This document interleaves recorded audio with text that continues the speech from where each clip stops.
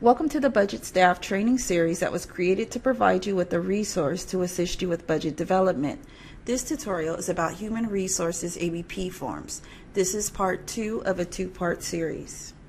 In part 1, we covered a general overview of the ABP form as well as how to complete the ABP form for general adding and deleting of positions. In this tutorial, you'll understand how to complete position transfers using the ABP forms, and we'll give you a couple of other tips about the ABP form. Let's go ahead and get started. Position transfers are sometimes necessary within the budget process.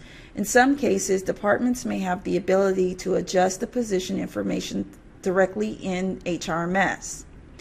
We ask that departments refrain from making changes between department units in HRMS without first submitting the appropriate forms to HR. In essence, if the transfer results in a change to the first 5 digits of a department ID, you must submit the appropriate forms to HR. To transfer positions between department budget units, you'll need to complete a separate ABP form and label them transfers. These will be separate from the forms that you submit for adding and deleting regular positions.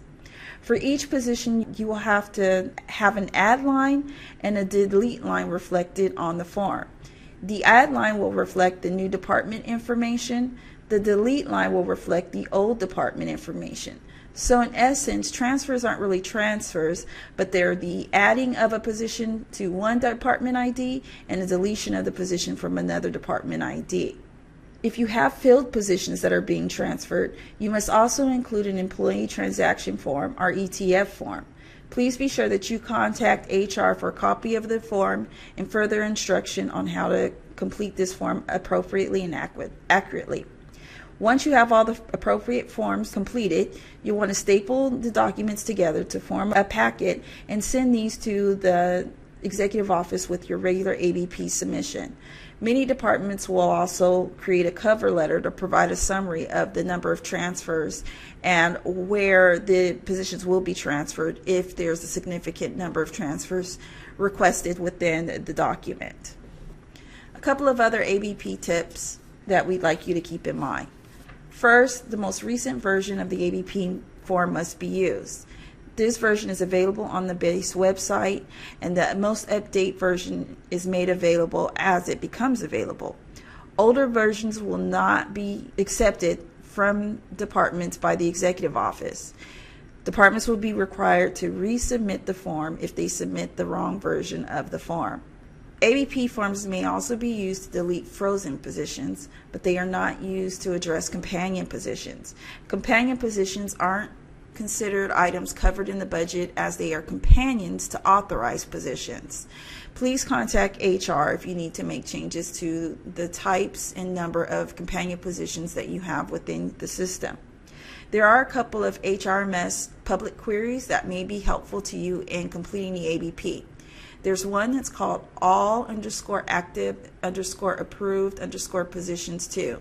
This will list all of the authorized positions for your department, but will not include a list of any frozen positions, and it will not reflect any companion positions.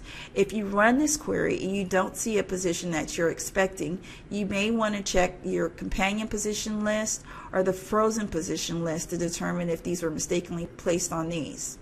There's also an all_frozen_positions query, which is really helpful in determining which positions are frozen for your department and are not currently active.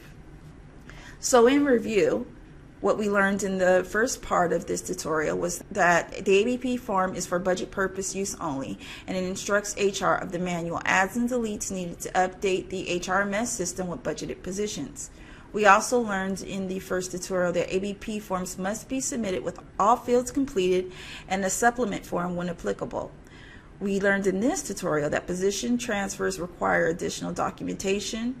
We also learned that a current list of active positions in HRMS is needed to complete the ABP form. Take into consideration changes in progress not reflected in the HRMS when completing ABP forms. This concludes the tutorial for Human Resources ABP forms.